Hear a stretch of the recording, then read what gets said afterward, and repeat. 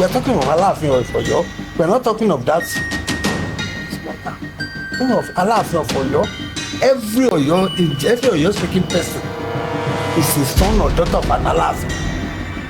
Whether you find yourself in Lota, whether you find yourself in Ijayi, in Ojo Alaafin, Alaafin ni ó head the Yoruba kingdom.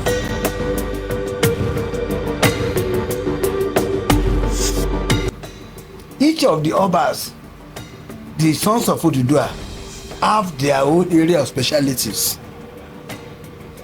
Has been said by so many historians, Alaafin is the political head of the Yoruba. And Alaafin was the one who signed the treaty ceding Yoruba land to the British. He was the one. The word Yoruba is synonymous with Alaafin.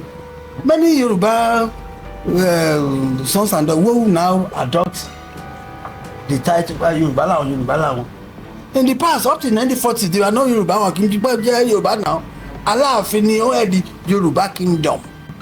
I was privileged to be a junior that appeared with our Baba, our revered father and the senior, Chief Adeniyi Akintola handled the case between Ofa and Erinle.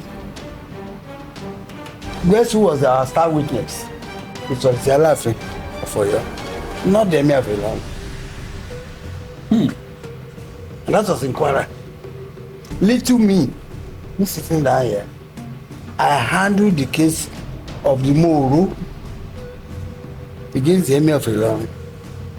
Moro is a town on your way to Jeba. Alaafin was my star witness. And that was in Kwara. Oyo speaking people, we are talking of Alaafin of Oyo. We are not talking of that. Talking of Alaafin of Oyo. Every Oyo speaking person is the son or daughter of an Alaafin. Whether you find yourself in Lota, whether you find yourself in Ijayi, in Ojo Alaafin, every one of them. So many people don't know all this. Now, it so happened that even the Badons, with all the powers of the warrior, everything about the Badons, even when they were fighting wars across the Yoruba nation, fighting the Ekiti Ijesha.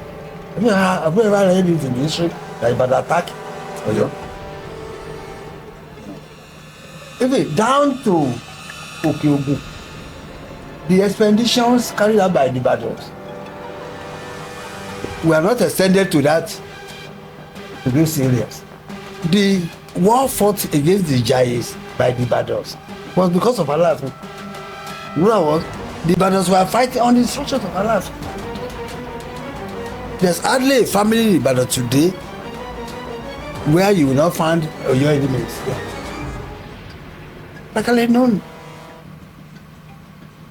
So, whether you are from Ikiru, Noshu, whether you are from Igbona, whether you are from Share, whether you are from Ofa, whether you are from Ibadan, whether you are from Shaki, whether you are from Chogbo, whether you are from Ede or Okeo, we are all Oyo speaking people. Down to Ota. Does it transcend the shores of Nigeria when you talk of course, yes. Empire? Republic of Benin, Togo, Ghana, and the areas of the Oyo Empire. So people now whittle down history and the influence of Alaafin and the efficacy of his powers. But the trajectory is so clear. It's not something you can wish away so easily. Even when they were to settle a war between, if you had listened to Professor, this is our Yoruba leader, Professor Akintola, you will see, even the settlement of Ekiti was not done in the absence of Alaafin. In other words, there was nothing the Badons were doing that had no backing of Alaafin.